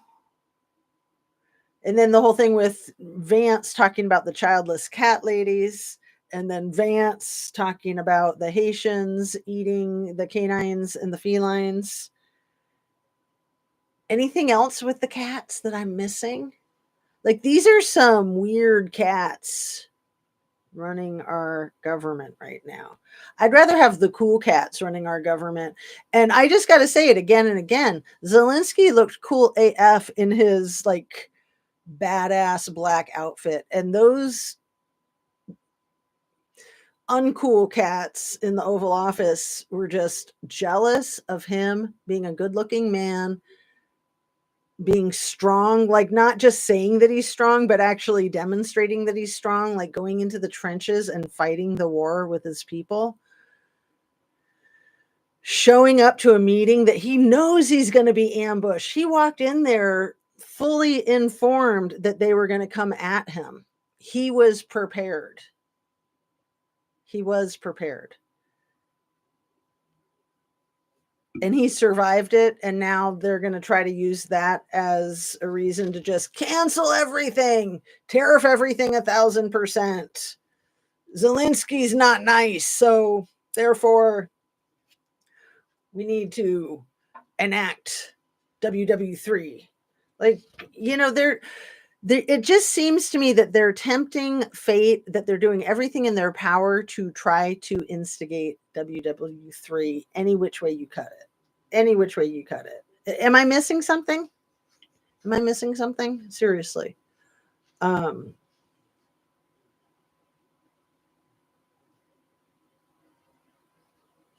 Remember in one of the more recent situations like that, a conversation in the Oval Office, I think it was, where a woman with a thick accent, like the one in that clip that I just showed you, for all I know, it's the same woman, but a woman with a thick foreign accent asked little T a question, and he said, "Huh? I can't understand you.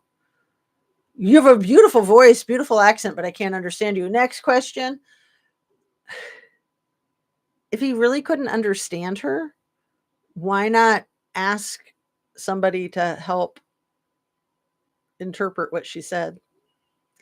I think that what she said was understandable. He just didn't want to answer it. And like, what a great way of just shutting someone down with a compliment. That's like called a backhanded compliment. What?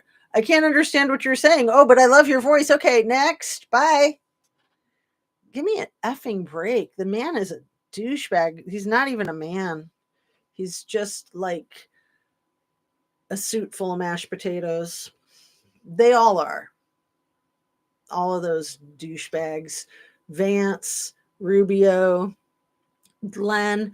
Rubio actually looked like he was handling the situation well while he was sitting there next to Vance with a sock in his mouth. He probably biting that sock so hard he probably made himself have an aneurysm.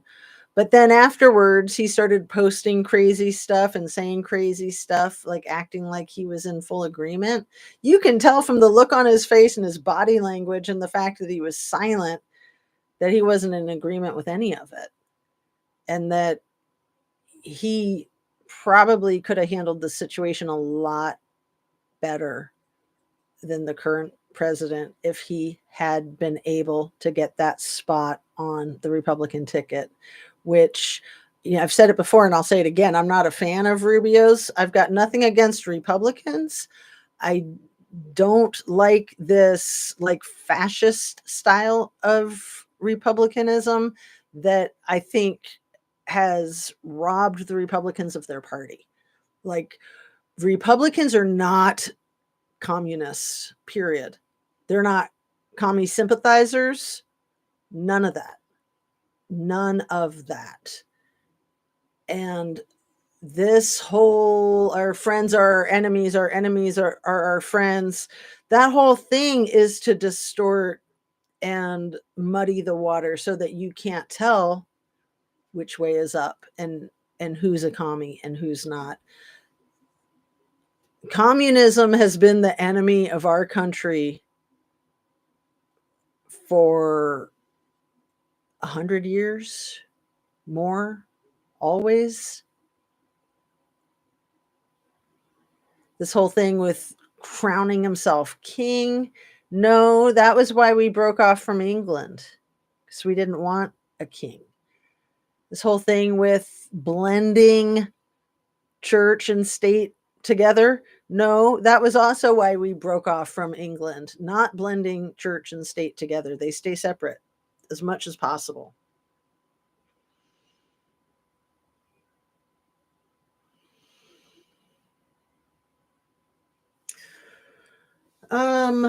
Let's see, what's this thing that I wrote in all caps? So it must be important because it's like a Trump text, all caps.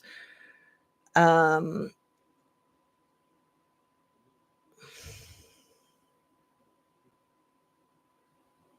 of course, I can't read my own writing.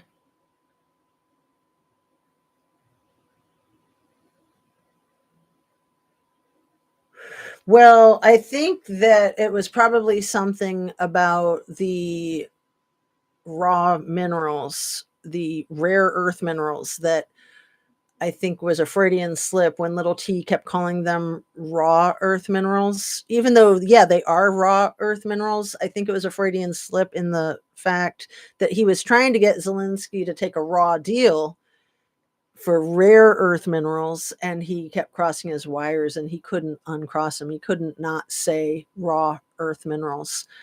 So, you know, the lying liars, they always tell on themselves in the end. That's what's so funny, is that there's some part of them that wants to tell the truth that just can't lie. I actually bought a hat. I was going to wear it today. I'll wear it in my next video, that says something like, whatever it is that I won't say with my mouth, my face will say it for me. It's like that Red Hot Chili Pepper song, I Could Have Lied. I'm such a fool. My eyes will never, never, never keep their cool. I sang that song. I think that was one of the very first songs that I put on my channel, but I love that song. I should sing it for you guys sometime, maybe, but I don't want to annoy people with my singing, because that definitely no rock star. Definitely not a rock star. Let's see.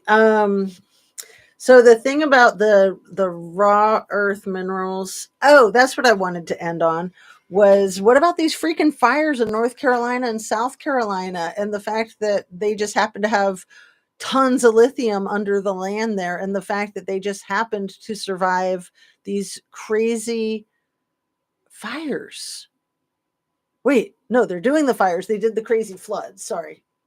Got confused for a minute, because I was thinking about how the crazy floods, usually it's the fires that come first and then the floods, like in California, because the fires burn all the brush and then the roots can't hold the earth together when the rain comes. And that's when you have the real harsh mudslides.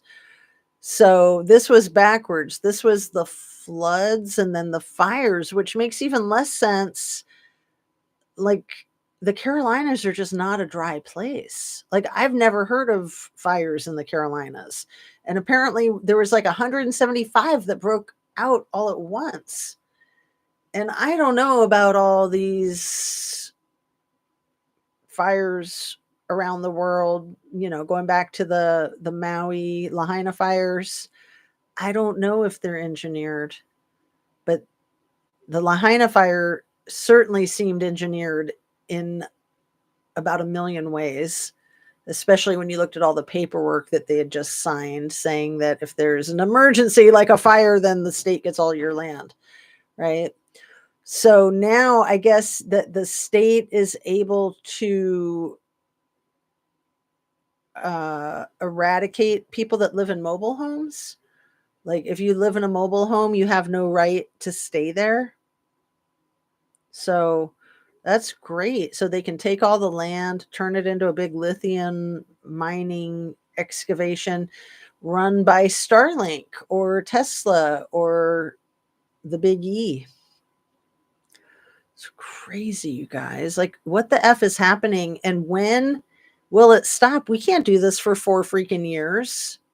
There's no way that our system can withstand 4 years of this crap, in my opinion.